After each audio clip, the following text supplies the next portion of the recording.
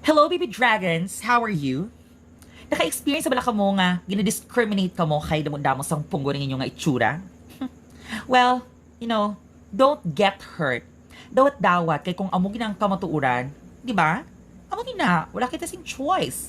Mayara kita sa mga ritual ng ginaobra tagagabi para at least somehow mabuhin-buhinan ini siya. But, simple lang ilang sabat para dira ang sitwasyon.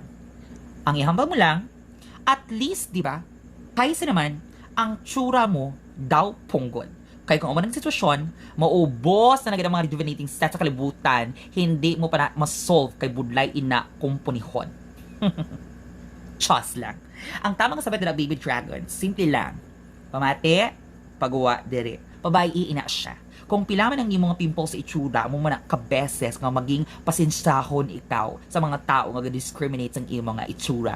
Kay mag-abot gid ang tion sa sunod. Ngani mga pimples nga nagastay sa aton nga mga nawong, magbalhin gid na sila sang ila nga amo, lalong-lalong na kung kulang na ang imo nga pasweldo. Malay mo, ang mga nagalantaw nga clear skin subong ang ilang next nga amo.